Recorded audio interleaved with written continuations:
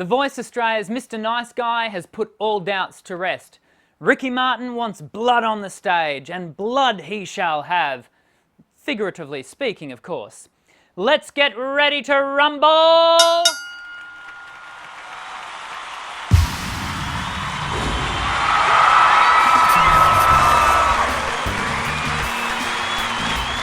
Hi, my name's Dr. Dan and welcome to Voice Essentials, home of The Fifth Chair, my weekly video review of The Voice Australia.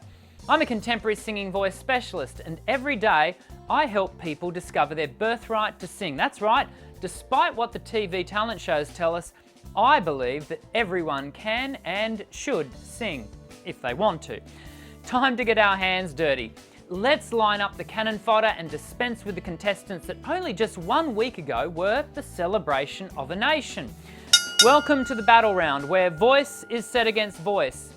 Now, as one contestant stated during Sunday night's show, and I quote, "It's not normal to sing over someone, it's not normal to compete."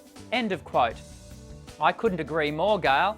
But that's what you signed up for. The battle round requires everyone to jump in the ring and literally sing the other person off the stage. This is survival of the fittest. It's either you or them. No contestant can call foul of the rules. This is the fourth season and everyone knows how the game goes. It came as no surprise that we didn't have to endure too many executions during the first night of the battle rounds. Best to desensitise the viewing public so that the artistic carnage that will inevitably unfold doesn't cause anyone to say, "Hang on, these are people, real people standing on that stage. I wonder how it feels to be sent home." We wouldn't want people to actually care for the human beings they're mindlessly consuming now, would we? One of the few unfortunate contestants to be sent home after the first night of the battles was Monty Cotton. Now, as you may know already, Monty is, or at least was, in my top 12 picks. I'd chosen Monty because his style was refreshingly baritone and old school country rock. Monty has correctly identified who he is as an artist and what his voice is anatomically capable of. Monty was pitted against Joe Moore, who, as you may recall, I reviewed a couple of episodes back. Both of these guys displayed a good level of performance experience during the battle. But there's no question that Joe was placed at a distinct advantage with their prescribed song, Superheroes by the Script. Have a quick listen.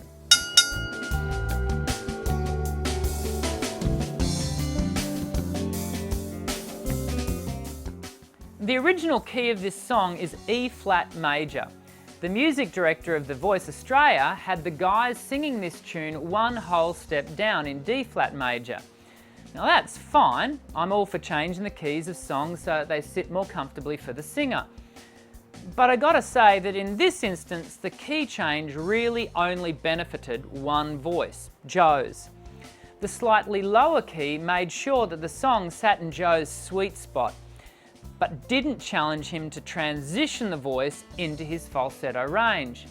It meant that Joe's rendition sounded stronger and stylistically more appropriate. Add to this the fact that Monty was being asked to sing a genre that's not his forte, and you have an unevenly matched fight. They didn't even allow Monty to wear stylistically appropriate clothing. Best to have Monty look like he doesn't fit the cookie cutter picture of a pop star, so as to ease the pain of his departure. Monday night, I lost 2 of my 12 picks, but it was frustrating to watch 2 good voices in Ryan and Claudia be sent home when a number of below-par singers got to stick around.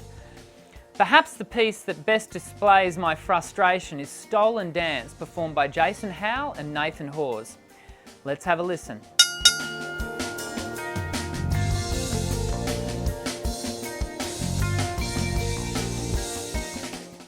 I agree with Jessie J that this was a weird song choice.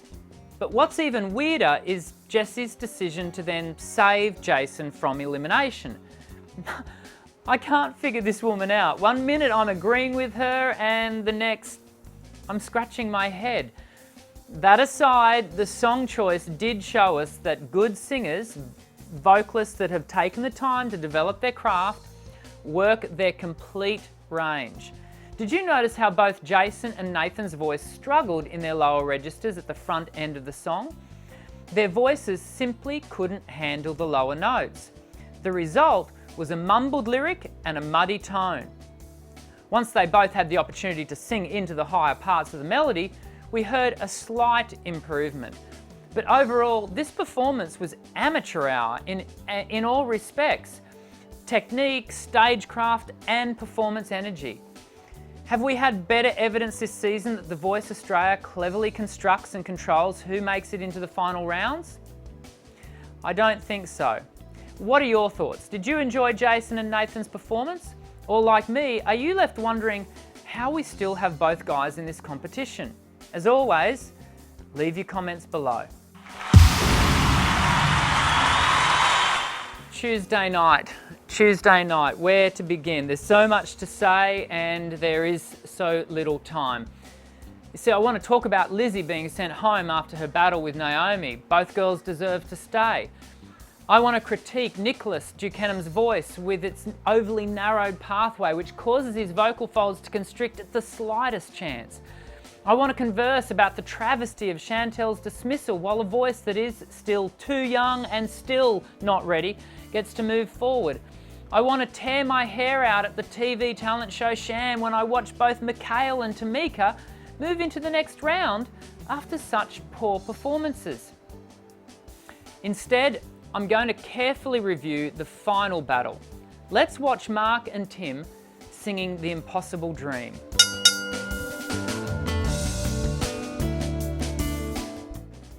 Okay, I want to be really careful here.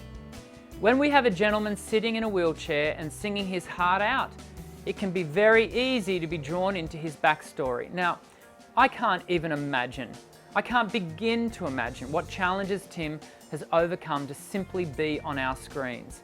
His courage and determination are evidently off the charts, and for this, I have nothing but admiration and applause.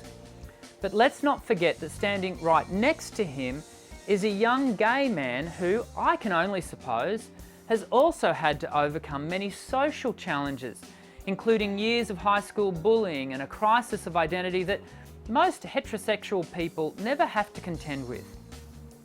Now, I'm not trying to suggest that their backstories are equal. I'm just wanting to remind us that two equally worthy people found themselves on Tuesday night's battle stage. This all being said, let's talk about the voices. As hard as it might be to say, Mark was most definitely the better vocal. Yes, Tim did a rather good job of communicating the song, as did Mark. But Tim sang whole sections flat. Now, if this was a solo performance, a string of flat notes wouldn't worry me because, as I said, he was communicating the message. But let's not forget that this is a battle. There are two voices on the stage, and Mark didn't miss his notes. Mark was most definitely the better vocal on the night, but sadly, his performance was overshadowed by the visual strength of a man singing from a wheelchair. What are your thoughts?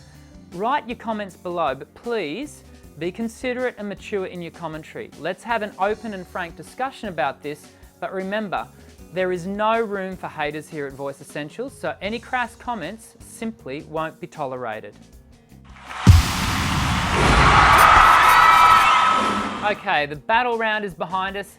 How did your top 12 fare? As I stated earlier, I found it really hard to watch this week because my list lost 4 good voices. For example, I was always going to lose 2 from my list when Peter and Claudia stepped into the ring together, and then Lizzie and Naomi had to do battle also, and still I'm left with 8 of my original picks. The producers have gifted us with one small positive, however, and that is that we only have to endure 1 week of battles this year as compared to the 2 last year. Before we talk about my pick of the week, allow me to remind you to subscribe, share, like and comment on this week's show for your chance to win a professional microphone valued at $150. That's great prize. I love reading and interacting with you and your comments, so please get typing. Now, what performance stood out to you this week? I think there were two standout performances from the round of battles.